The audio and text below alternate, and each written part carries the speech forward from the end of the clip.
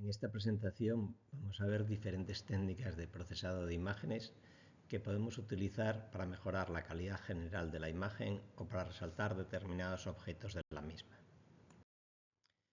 Como hemos dicho, las operaciones de proceso de imágenes tienen como fin obtener una imagen lo más clara posible para su interpretación o bien mejorar la calidad de la imagen, restaurar, resaltar, aclarar, etc.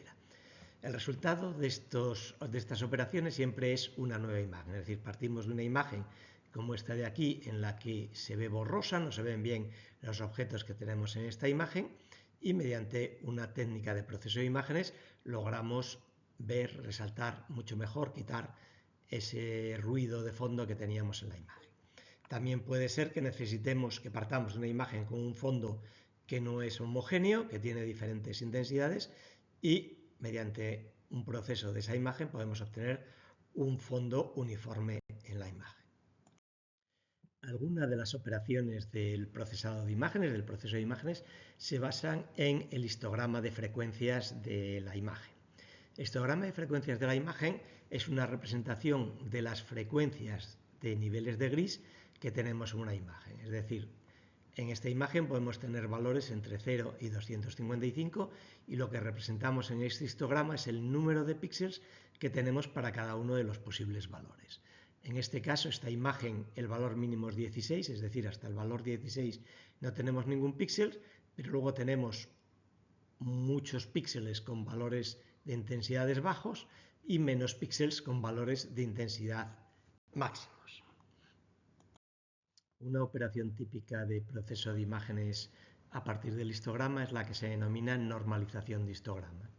La normalización consiste en expandir el histograma para que ocupe todo el rango posible de valores. Es decir, en esta imagen original, que está muy poco contrastada, tenemos un valor mínimo de 89 y un valor máximo de 278.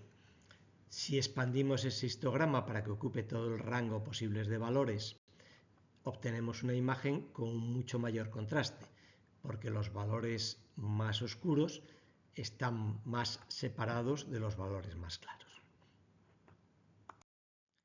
Otra operación de proceso de histograma es el denominado ecualización de histograma.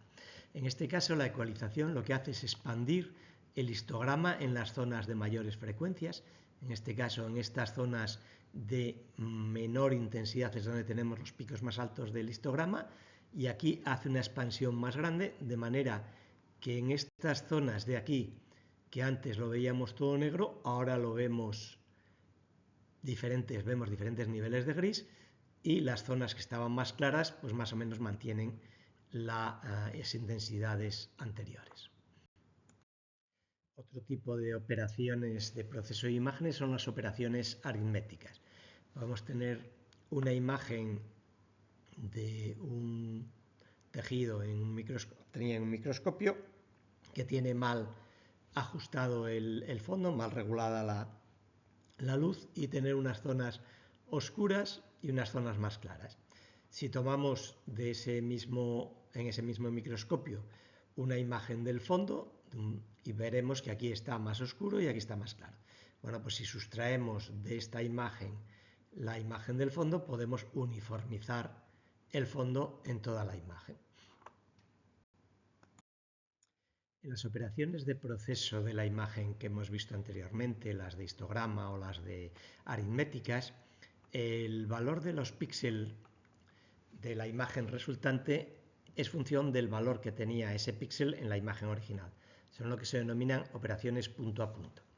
Vamos a ver ahora una serie de operaciones que se denominan filtros matriciales, donde el valor del píxel de la imagen resultante no solo es función de ese valor en la imagen original, sino que también viene condicionado por el valor de los píxeles que tiene alrededor. Por ejemplo, si tenemos una matriz, dividimos esta imagen en pequeñas matrices de 3×3 píxeles, podemos obtener lo que se denomina un filtro de mediana, asignando al valor del píxel central de cada una de estas subimágenes el valor de la mediana. O podríamos tener también un filtro de mínimo asignándole al píxel central el valor del mínimo, que si los píxeles originales tuvieran estos valores, el valor de la mediana sería 110, el valor mínimo sería 70 y el valor máximo, por ejemplo, sería 150. En este caso, estos filtros pueden venir también modificados por el tamaño de la matriz, es decir, podemos tener matrices desde 3×3 hasta 5×5, 7×7, es decir, podemos hacer nuestra matriz operacional lo más grande que queramos y también podemos repetir ese filtrado sucesivas veces, lo que se denominan iteraciones. Es decir, a la resultante podemos volver a aplicarle ese filtro, volver a repetidas veces aplicarle ese mismo filtro. En esta diapositiva podemos ver el resultado de aplicar un filtro de mediana a esta imagen de la izquierda, que el resultado sería la imagen de la derecha y, como veis, reduce significativamente el fondo de la imagen, quitándole un punteado que aparece aquí en esta imagen original, aquí está diluido, y no suaviza en exceso los bordes de las zonas, digamos, más marcadas de la imagen. Un tipo de filtros matriciales son las denominadas convoluciones. En este caso, lo que se hace es crear una matriz con una serie de números fijos que le damos a esta matriz. Esta matriz puede ser de 3×3, de 5×5, de 7×7.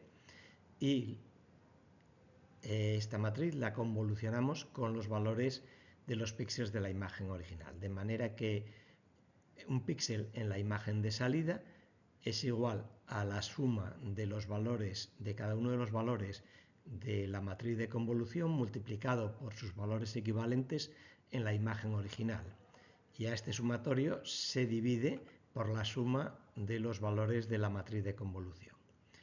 Un ejemplo típico de convolución es lo que se denomina un filtro de media, en los que los valores de la matriz de convolución es 1 y sería equivalente a la media de los valores de cada una de estas submatrices en la imagen original.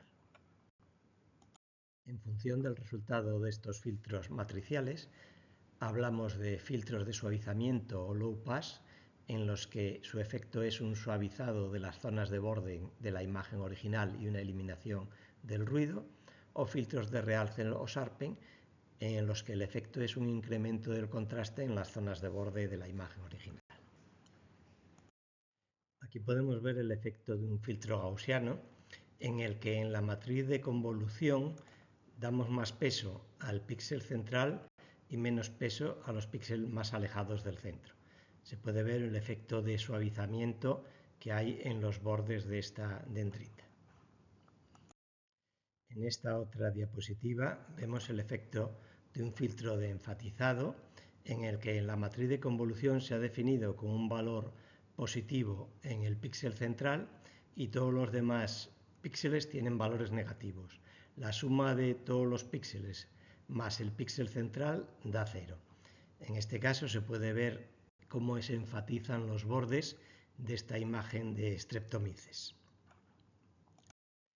Otro tipo de filtros son los detectores de bordes, también llamados Sobel, en los que la matriz de convolución, los píxeles de un lado tienen un valor negativo y los píxeles de otro tienen valor positivo. Aplicando varias combinaciones de estas matrices de convolución, podemos obtener, a partir de una imagen original, la imagen de los bordes de los objetos que aparecen en la imagen original. Aquí vamos a ver una aplicación de varias de las operaciones que hemos visto anteriormente para corregir en una imagen que tiene un fondo que no es uniforme. Esta imagen, por aquí el fondo está más oscuro y aquí está más claro. ¿Cómo podemos corregir ese fondo? Lo primero que tenemos que hacer es un filtro de máximo con una ventana de 20 por 20 píxeles, donde al píxel central se le asigna el valor más alto de todos los píxeles que pertenecen a la ventana. De esa manera obtenemos una imagen únicamente del fondo, donde han desaparecido las células, y con esta zona más oscura y esta zona más clara. Restando a la imagen original la imagen del filtro este de máximo, del fondo, obtenemos una imagen con un fondo uniforme, con el fondo con la iluminación del fondo corregida. La corrección del fondo puede sernos muy útil para eliminar halos en imágenes de fluorescencia. Aquí tenemos una imagen de núcleos teñidos con un marcador fluorescente que, si vemos en falso color, vemos como alrededor de cada uno de estos núcleos hay un halo de menor intensidad, pero que no tiene el valor de intensidad del fondo. Para corregir ese halo y eliminar ese halo, haremos un filtro de corrección del fondo, similar al que vimos anteriormente, y de esa manera obtenemos unos núcleos donde únicamente está teñido la zona del núcleo y han desaparecido esos halos que tenían alrededor. Hasta ahora hemos visto operaciones con imágenes en las que lo que se transformaba era el valor del píxel. Hay otro tipo de operaciones con imágenes en las que lo que transformamos son las coordenadas de los píxeles, es decir, la posición de los píxeles. Típicas operaciones de transformación de coordenadas son las rotaciones, el desplazamiento, el zoom, etc. Una operación muy útil de este tipo es las que se denominan registro de imágenes. El registro es un tipo de operación de transformación de coordenadas que nos va a permitir hacer superponibles dos imágenes que se encuentran desplazadas una con respecto a la otra. Por ejemplo, dos imágenes de la misma zona de muestra que hemos tomado con dos técnicas microscópicas diferentes, por ejemplo, campo claro y fluorescencia. El registro se basa, las operaciones de registro se basan en buscar coordenadas, las coordenadas de puntos homólogos en ambas imágenes y realizar una transformación de esas coordenadas de manera que luego las imágenes sean superponibles.